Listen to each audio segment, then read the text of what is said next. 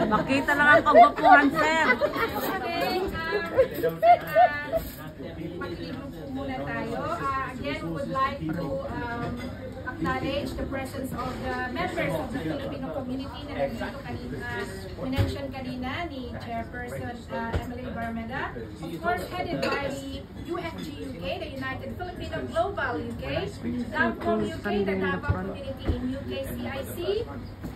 Samahang Ilocano, saan po sila? Ayan. BDS UK. Yes!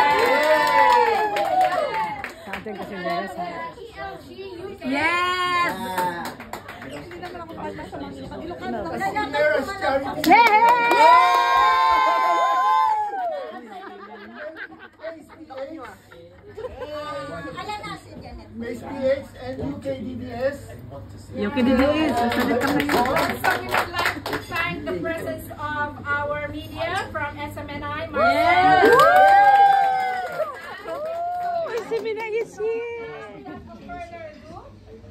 And our Amang Pintor po.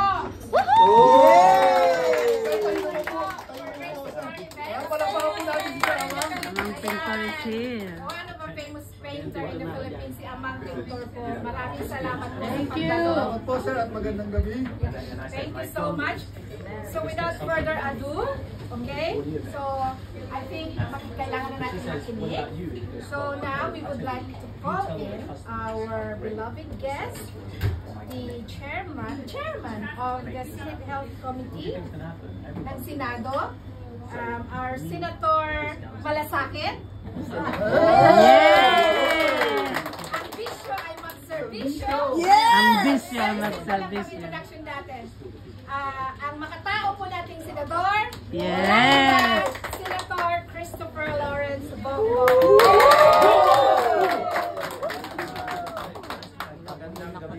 Ako ka sa'yo, ako mabingi ka rin. Lalo pa itong harap ko. Hindi mo rin eh. Alam nyo, Lumay. parating namin narinig ni Tatay Digong noon na pinapasalamatan kami sa mga nagawa sa bayan, sa mga programa. Sa totoo lang po, huwag po kayong magpasalamat sa amin.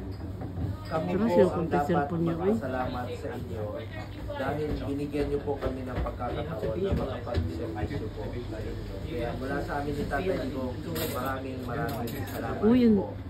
Screenan mo na po dahil. At hindi ko po sasayangin yung binigay niyo pong pagkakataon sa akin. Magkatrabaho po ako para sa Pilipino. Yan po ang natutunan ko kay Tatay Digong noon. Magkatrabaho po na past 25 years. At yan po ang aming obligasyon sa inyo. Kaya kami nandito dahil trabaho namin yan sa inyo. Kaya huwag kayo magpasalamat sa amin. Dahil trabaho namin yan. At ako naman, hindi ako politiko na mangangako sa inyo na kaya kong gawin ito. Kayo na pong humusga. Ako po'y isang senador ninyo na pwede niyong kalabitin anytime. Huwag niyo po ako ituloy na ibang tao. Proven and tested! Idol! Huwag niyo po ako ituloy na ibang tao. Proven and tested na po. Parang kapitbahay lang tayo. Walang silingan lang din tayo. Kaya sabi ko kanina, hindi ako ibang tao sa inyo. At hindi po ako politiko na mga ngako. Magtatrabaho lang po ako sa Pilipino sa abot ng aking makakaya. At ako po isang Batanggenyo na Bisaya, taga Davao, nagkakaroon mga taga Davao doon eh. Sabi ko Tesoro, mga Batanggenyo yan. Ako naman po yung laking Davao, nakapag-aral po sa Manila noon. At for the past 23 years po, nakapagtrabaho ako kay dating Pangulong Duterte. At hanggang ngayon naman po, sinasamahan ko siya kung kaya po na aking panahon. Kaya lang po, nasa Davao siya parati at ako may trabaho naman po sa Maynila. Yun naman po ang sinabi ko sa kanya habang buhay kitang sasamahan. Sa mga ibang bagay, sa mga personal niya na pangailangan, sa mga medical, ay dito po siya pinapabayaan. At bilang inyong senador, sabi ko nga sa inyo, bukas ang aking tanggapan para sa inyong lahat. At babanggitin ko na lang po sa inyo yung mga nagawa nating programa. As chairman po ng Committee on Health and Sports sa Senado, unang-una, nung naging senador po ako, bakit po nag-umpisa yung Malasakit Center? Mga taga Davao, alam niyo po yan. Kasi dun sa Davao noon, doon ko natutunan yun sa City Hall. Lunes pa lang, ang mga nagbabantay sa pasyente. Halimbawa, meron silang bill sa ospital, sa SPMC, sa regional, tinatawag na regional yan noon. Lunes pa lang noong 2001, Mayor Duterte noon, pupunta yan sila ng umaga, pupunta ng City Hall, diba? Halimbawa, may bill sila ng 87,000. Pupunta yan ng City Hall doon, hingi ng tulong. Kasi, alam mo, galante yan si Mayor, ganyan ng 20,000. Martes po, pupunta yan ng BCSO, madaling araw palang pipila, hingi ng tulong para makahingi ng pambayad sa ospital. Martes, madaling araw, alas 5 nandun na yan sa pipila. Miyerkules, pupunta yan ng PhilHealth, Huwebes, pupunta yan ng DOH, Biyernes, pupunta ng DSWD. Ubus yung panahon, ubus pa yung pamasahe. Pag may balanse pa, mangungutang pa yan, ibibenta yung Carabao, isasangla yung mga refrigerator, nakaipon sila ng 50,000, kulang pa ng yung 87,000 nila, kulang ng 37. Yan sabi ko, mangungutang pa yun. Doon ko po naisipan itong Malasakit Center. Alam mo, bakit natin pahirapan ng Pilipino? Pera nyo naman yan. Kaya, doon ko naisipan yan nung naging senador po ako, sinabatas po natin. Sabi ko doon sa, nung presidente na si Pangulong Duterte, kinausap ko yung PhilHealth, kinausap ko yung DSWD, kinausap ko yung DOH, kinausap ko yung apat na agencies yan, PhilHealth, BCSO, DOH, DSWD. Nilagay namin sa isang kwarto. Sinubukan ko sa Cebu, sa Vicente Soto. Ngayon po, meron ng mga 700,000 patients ang natulungan. Sa Cebu lang yan. Wow. At mga 7 million Filipinos na po natulungan sa buong Pilipinas through Malasakit Center. Batas na po yan. Wala siyang sariling budget. Ang ginawa lang natin, nilagay natin sa loob ng ospital yung apat na ahensya ng gobyerno. Yun po yung tutulong doon sa mga ang core agencies ang mag-aambag-ambag para doon sa hospital feeding. Para hindi na po mahirapan yung mga kababayan natin na pumila pa sa iba't ibang ahensya ng gobyerno. Ubus yung panahon nga, ubus yung pamasahe sa kakapila. Ngayon, isang kwarto na po lalapitan nila. Batas na po yan. Yan po ang unang prioridad ko as chairman ng Committee on Health. Ngayon, masaya po ako ibalita sa inyo. Pangalawang prioridad ko po bilang chairman ng Committee on Health. Ito pong Super Health Center. Ano po itong Super Health Center? It's a medium type of a polyclinic. Pwede po dyan yung panganganak, laboratory, x-ray. Nakalagay po yan sa mga strategic area sa buong Pilipinas. Halimbawa, sa Arakan. Ang Arakan, di ba, North Cotabato, babiyahin ka ng 3 oras papunta ng regional. Yung mga buntis, napansin ko, mga anak na lang sa tricycle, sa jeepney, sa sobrang layo ng mga ospital. So, magkakaroon po ng mahigit 600 na Super Health Center sa buong Pilipinas po yan. Nakakalat po yan sa mga malalayong lugar sa buong Pilipinas. At dyan na po yung konsulta, primary care, programa po ng gobyerno, itong konsulta program ng PhilHealth, dyan na po magpapacheck up. So it will help decongest the hospitals. Early detection, ibig sabihin, pa-check up ka doon, hindi mo na kailangan pumunta ng hospital, madedetect na yung sakit, magagamot na doon pa lang sa Super Health Center. Para hindi lumala yung sakit. Yan po yung Super Health Center dahil maraming lugar sa buong Pilipinas na walang sariling Super Health Center. So, more than 600 po na Super Health Center ang itatayo sa buong Pilipinas. Power! Power! Ilocos, marami yan. Sa Bicol, marami yan. By province, marami po yan. Sa Davao, marami po yan. Davao Oriental, may mga taga-Mati dito. Mati, meron doon, nag-groundbreaking kami. Malapit na matapos sa Mati. May sa Dahigan, lalagyan po. Sa Lupon, ito taga-Lupon tong pinsan ko. Oh, Mati, duha na. So, Davao, mahigit 4 dyan. So, yung mga buntis, dyan na po mga anak. Sabi ko nga, yung mga hindi buntis, pwede ako nun, sir. may panahon pa silang magpa-buntis. Hindi available. Yan po yung Super Health Center. Pangatlong prioridad ko po bilang chairman ng Committee on Health. Iba naman po ito Malasakit Center, Super Health Center, at ito naman pong Specialty Center. Di ba, ang heart center natin nasa Quezon City. Pero hindi naman lahat na may sakit na Pilipino ay makakapunta ng Quezon City. Yes, agree. Ngayon, ilalagay, batas na po ito, priority rin po ni Pangulong Bongbong Marcos. Yan po ay aking in-sponsor, principal sponsor nako at co-author sa Senado. Nakakuha po ako ng 24-0 na boto nito sa Senado. Maglalagay na po ng mga specialty center sa bawat DOH Regional Hospital. Halimbawa, isa multi-year plan, 5-year plan po yan, Zamboanga. Sa Zamboanga Medical Center, yun po yung tinatawag na Regional Hospital ng Zamboanga. Lalagyan po ng heart center doon. Davao, meron na tayong heart center. Tacloban, dito si Ma'am Rose, maglalagay rin po doon ng Super Health Heart Center, Heart Center sa existing DOH hospitals para hindi na matagalan, kasi kung tatayo po yung heart center sa probinsya, tagal nun.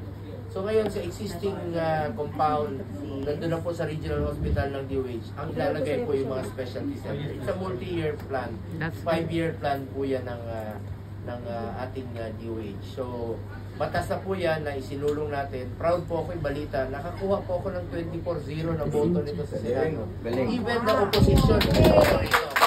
Alam niyo bakit? Dahil alam nila makakatulong po sa mga mahirap nating kababayan. So yun po ang aking tatlong prioridad. At hindi lang po yun. Gusto ko talagang the more na we should invest sa ating healthcare system. Alam nyo, nabigla tayo sa panahon ng pandemya. Lahat tayo nabigla. Naintindihan ko po ang trabaho ng isang OFW. Yung mga iba sa inyo doon, umuwi. Isa pang isinusulong ko rin na malagyan sana ng more budget ang mental health. No? Kaya part rin po yun ng specialty center yung mental health. Part yun ng 17 identified na specialty center. Noong panahon ng pandemya, ang daming OFWs nagpapakamatay sa loob ng quarantine facilities due to depression. So, dapat nakatutok tayo dito. 404 students ang nagpakamatay sa data, no? Sa data ng 2021.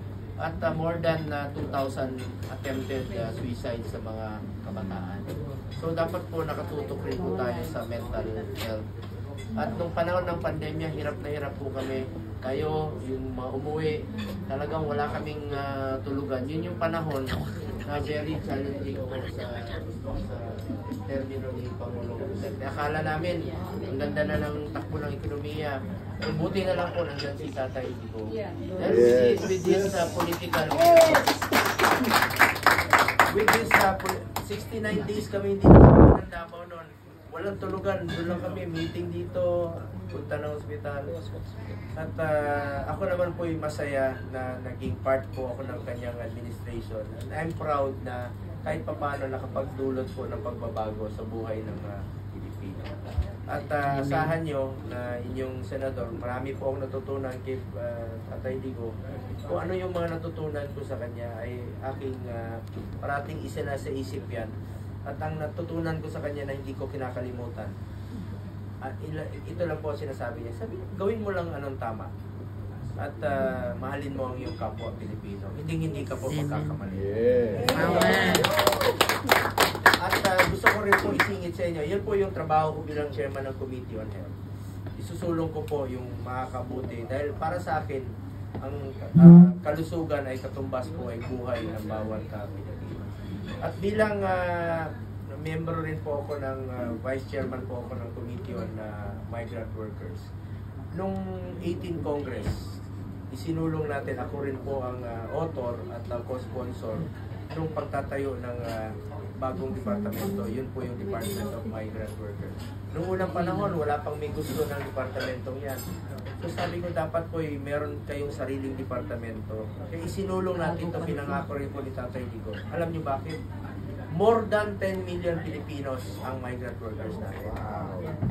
That is more than 10% ng population ng buong Pilipinas. Wala man lang kayong sariling departamento na katutok.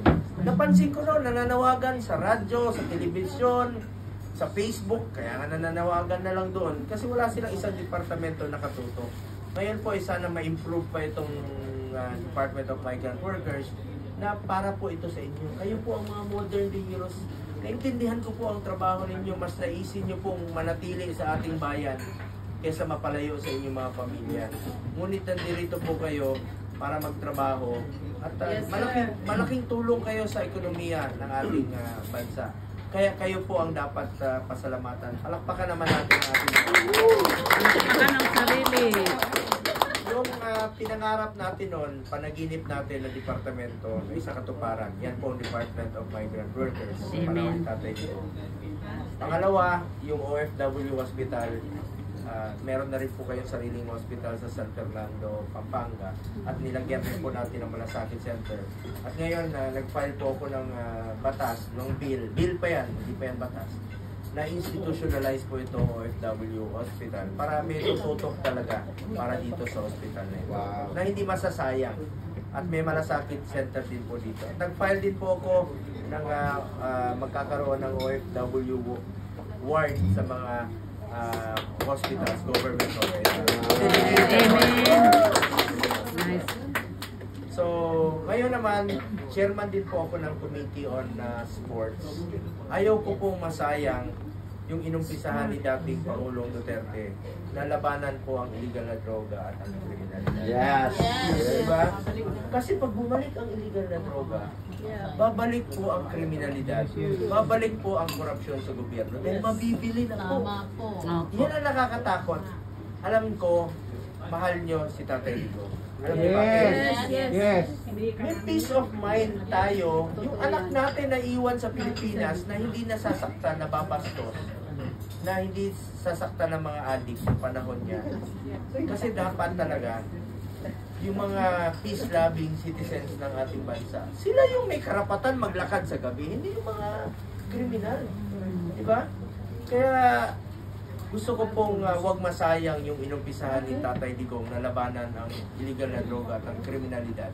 Kaya in my own small way, bilang chairman ng Committee on Sports, iniinganyo ko po ang mga kabataan to get into sports, stay away from drugs. Kaya umiikot ako, namimigay ako ng bola, volleyball, basketball, iniinganyo ko sila. At bilang chairman ng Committee on Sports, may mga programa rin po, mga grassroots program. Sabi ko ako sa inyo, sa Mati, o sa inyong lugar, sa inyong barangay, may mga paliga kayo na pwedeng masuportahan through Philippine Sports Commission, ay suportahan natin para inganyuhin po yung mga kabataan to get into sports, stay away from drugs. Konektado po ang sports sa health. When you are physically fit, sports, through sports, hahaba po ang ating buhay. I agree. Malusog tayo. Pag malusog tayo, haba ang ating buhay. At pangalagaan po natin ang ating kalusugan. Dahil katumbas yan ay buhay ng bawat Pilipino. So, as your senator, saan nyo po, gagawin ko po ang aking lahat. Yan po, pwede ko i-alay sa inyo yung aking kasipagan sa pagtatrabaho ko. Trabaho. Umaga, tanghali, hapunan, kahit sa panaginip, kahit sa kubeta. Minsan, nataka yung staff ko. Ako yung pinakahuling matulog. Ako yung unang gigising pa hindi pa sila sumasagot. Sabi ko, ako yung nag-last nag-text sa inyo. Kayo pa yung, ako pa unang saka sa kubeta, ayaw ko may masayang na oras. May masayang na oras sa pagtatrabaho. At walang masasayang na oras at hindi po masasayang ang inyong tiwala sa akin. Dahil magtatrabaho po ako para kahit na hindi po ganun ang ating kapasidad, katulad noon nandiyan si Tatay Digong, siyempre isang ano na lang po ako, isang miyembro po ng Senado, parang one of the boys ka na lang dyan sa Senado. Ngunit sa abot ng aking makakaya, katrabaho po. Hindi katulad talaga noon panahon ni Tatay Digong na halos left and right, pakiusap natin dito, may mga problema, kaya natin gawin. Ngayon medyo hirap, pero hindi po ako tumitigil sa pagtatrabaho. Always, I will try my very best. Best effort po ang parati.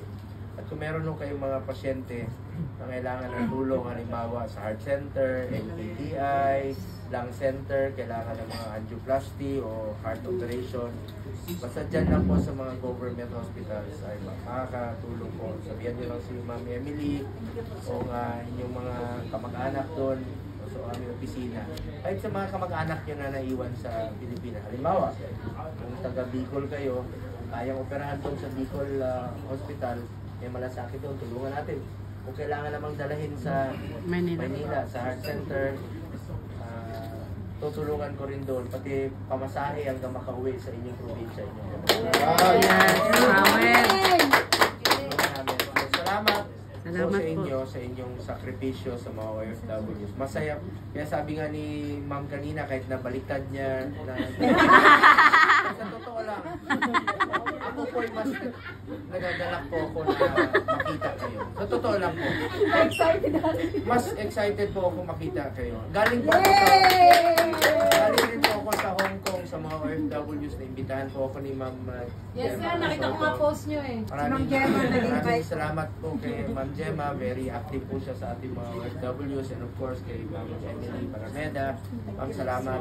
Noon pa, sobrang sipag po nito. Kung anong makakatulong sa mga kababayan natin dito po sa UK. Talagang tumutulong po ito si Ma'am. Ito, taga Dugay na rin. Sila George pa sa Davao. At yung mga Muslim, alam nyo kung gaano namin kayo kamahal sa Davao noon. Yes. Ano ngayon? Maranao, Kagan, lahat ng tribo, may deputy mayor doon. At saka ako yung inuutusan noon ni Mayor Duterte na pumunta sa mga moske, na mga mahihirap na moske para magpiliin yung pinakamahirap para makapunta po sa Mecca sa Hajj, di ba? Magkaroon sila ng opportunity na makapunta. Alam mo, napaka-importante po sa buhay ng isang Muslim na makapunta po sa makapag-Hajj. Pinipili namin nakapunta. Yung mga mahirap ang pinipili namin dahil mahal po yun, pero talagang napaka-mahalaga sa buhay nila na makapunta po namin. Mega. Tsaka walang discrimination doon sa Davao. Mahal namin ng mga Muslim doon. Ako, mismo yung mga Maranao doon, mga suki ako ng DVD. Kaya yung anak ko pala, proud akong balita sa inyo na yun, top 3 yun sa board sa CPA. Summa cum laude yun sa Lasal noon, number 1 sa class niya. Ngayon nagtitake ng law. Tapos yung bata pa yun, mahilig yun manood ng nursery rhyme, yung ABC. Pero ako, bumibili rin ako ng mga DVD ng mga Maranao din sa sidewalk. Nagtaka lang ako sa anak ko, pag nung 4 years old na siya, magaling memorize niya yung ABC. Sabi niya, Daddy, sabi niya, A, B, C, D, C, D. Anak, bakit paulit-ulit ka sa CD? Sira pala yun. Yung napanood niya na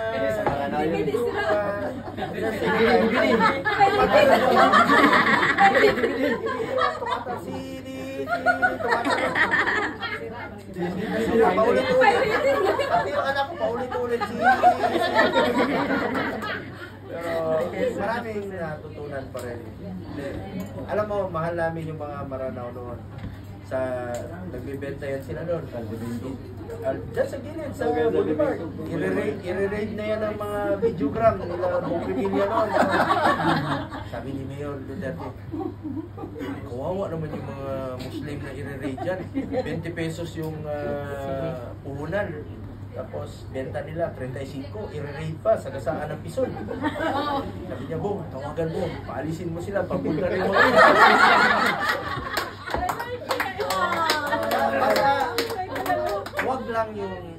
Wag lang droga.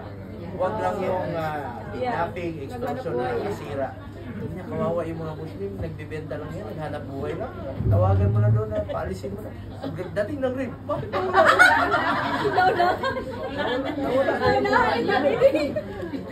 Sabi niya, kami ni Mayor, suki rin kami, bumibili rin kami ng mga...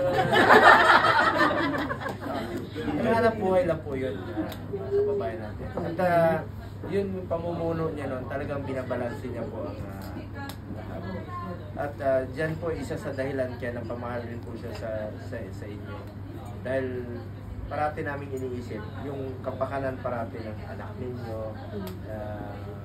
at peace sila. Hindi sila nababastos. Napaka-importante kasi ng peace and order sa ating mga bayan.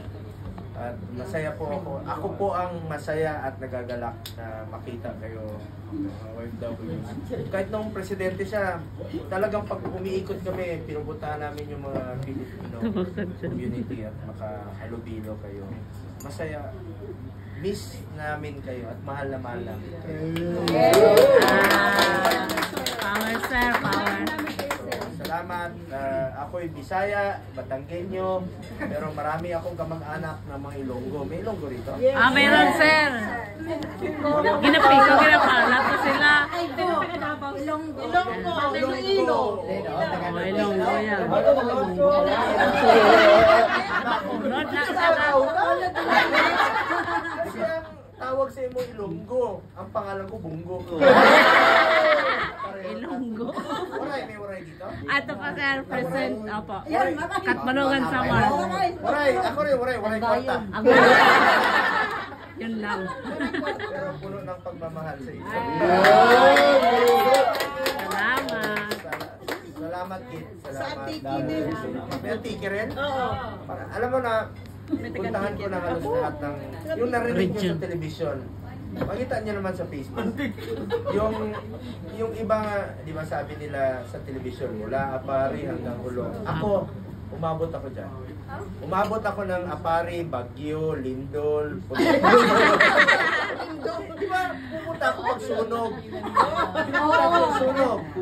Pinupuntahan ko yung Buhawi sa Iloilo. Butok ng bulkan dyan sa Taal. Tinutulungan ko yan. Lindol sa Batanes, Lindol kahit sa Makilala. At Baguio, pinupuntahan ko talaga yan. Alam niyo bakit? Yan po ang akin pinangako sa Pilipino. Kahit sang sulok kayo ng Pilipinas, basta kaya po ng aking katawan at panahon, pupuntahan ko talaga yan para makatulong man lang sa ating mga babae. Muntik na kami namatay. Pumunta kami ni Ipe sa Basilan. Makita nyo sa YouTube, August of 2021. Yung helicopter na sinakyan namin, nag-dive, nagtakbuhan yung mga sundalo, akala nila sa Sabu. 2,000 Pero ako po'y naniniwala na kung panahon mo na, kung hindi mo pa panahon, si Allah at Panginoon lang po nakakaalam kung kailan ito mawawala. Maraming salamat. Allah, maraming salamat sa Panginoon. Ligtas kami ngayon. Ang lesson doon, alam niyo lesson doon, pag maganda po ang iyong hangarin sa iyong kapwa, tulong, hindi ka po mamayaan. That's good karma, it says. Na disgrasya ni Philip, isa, papunta kami ng Katarman, Baguio, tulong sa mga na Baguio. Sa Naiya, nag-skid yung aeroplano. Pero buhay kami. Kasi maganda yung hangarin mo, tulong hindi ka pababayaan ng Panginoon. Pero ito, sinabi ko doon sa Basilan, magbubukas kami ng Malasakit Center. Hindi kami Bukas na ng Malasakit. Kasi maganda nga yung hangarin niya. Pero sinabi ko sa speech ko mismo. Nagsalita ako doon sa speech. Hindi ako natakot nung nangyari. Natakot ako sa video nung wala. Delikado pala ito. Nangyari sa akin. Pero sinabi ko sa speech ko doon, kung sakaling natuluyan kami at may nangyari sa amin, namatay kami. Huwag naman, sir. Sabi ko, isa pong karangalan na mamatay habang naglilingkod po sa kanyang sarili. Power. Kung mamatay man ako, Ay, wag gusto naman, ko sir. habang naglilingkod, nagsiservisyo sa Pilipinas. Isang karangalan yun. Oh, namatay si Bongo. Bakit? Huwag naman, sir. Servisyo sa Pilipinas. Kakain pa tayo, Nagbukas sa Malasakit, nakakatulong sa mga mahirap. Buhay po kami ngayon dahil po yan sa ating Panginoon. Hindi tayo pinapabayaan. So, patuloy po ako mag-servisyo sa inyo lahat. Basta tawagin nyo lang po ako na Bongo o Kuya Bongo o Senador Bongo. Pero may pakiusap lang po ako sa inyo. Sabi ko nga kagabi, kung mas matanda kayo sa akin, huwag na naman ako tawagin Kuya. Okay lang yung Eagles. Eagles sila Kuya, ang tawag natin. Okay lang. Siyempre kung, halimbawa, kayo sir, Ilang taon na kayo? ilang taon kayo sir? 60. Oh, alam ka naman tawagin mo kong kuya. 50 na po ako. Ay, bata pa. 50 na, going 50 na po ako. Tapos, Magtitina lang ako ng... Bata pa sir. Mukha lang ako. Kakarami pa. Hindi ka matulungan. Sa Kuya Bongo lang po. Madali niyo naman tandaan ang aking pangalan. Even dito po sa UK, hindi niyo ako malilimutan. Ang dami dito. Sa Davao, sa Maynila, di ba pag traffic? Di ba mainit ang ulo ninyo? Ano ang magpapasaya sa inyo? Ano yung sasabihin niyo sa driver ninyo pag nakita kayo ng traffic light, ano yung green? Go. Yung pizza dito, ano yung pangalan ng pizza? Pizza Go-Go. Tapos sa Pilipinas, pag gutom kayo, bibili kayo ng manok, chokes to. Go! Anong pangalan ng dating presidente? Rodrigo? Go! Paborito naming ulam, mong Diba? tawag sa mahilig sa inom, yung mahilig sa alak. Sa Tagalog, laseng. Lasenggo. Oh my God. Mga lasenggo. Oh, yan pa Meron yan. lang akong pakiusap sa inyo. Aray. Huwag na huwag kayong magmaneho pag nakainom. Yes. Delikado yan. Pag may nangyari sa inyo, ako na naman ang maalala.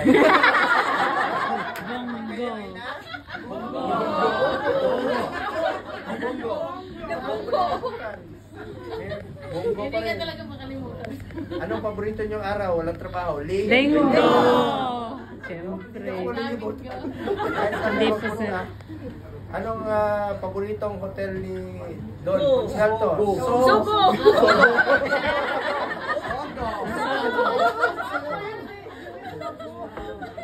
Salamat. Ako po'y masaya, nagagalak na makapiling kayo. Pag nasa Davao kayo, tawagan nyo lang po ako. Kung gusto nyo makita si Tatay Digong, makapicture o ano man. Anytime tawagan nyo ako. Maraming mga OFW yung sumuwi doon, pa-picture sa kanya. Yung iba, doon sa bahay niya, doon sa labas.